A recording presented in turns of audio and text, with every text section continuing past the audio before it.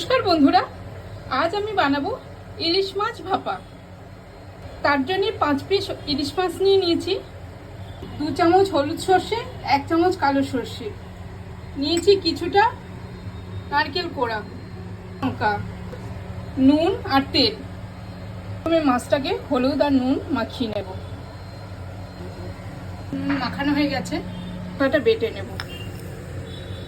সর্ষেগুলো দিয়ে দিলাম, কাঁচা লঙ্কা দিয়ে দিলাম, এবার আমি বেটে নেব সর্ষেগুলো,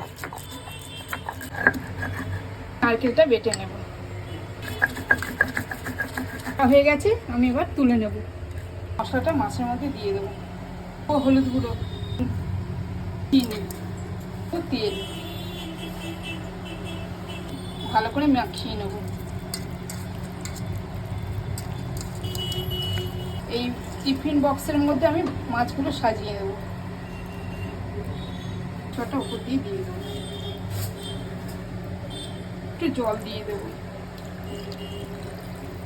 লঙ্কা দিয়ে দেবো, একটু তেল দিয়ে দেবো।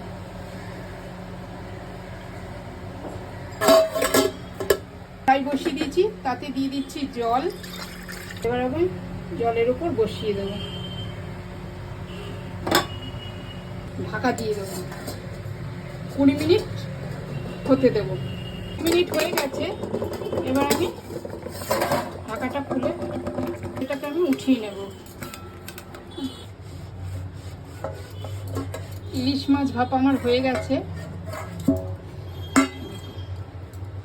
এই সুন্দর রেসিপিটা যদি আপনাদের ভালো লেগে থাকে তাহলে অবশ্যই লাইক করবেন, কমেন্ট করবেন এবং সাবস্ক্রাইব করে দেবেন। নমস্কার।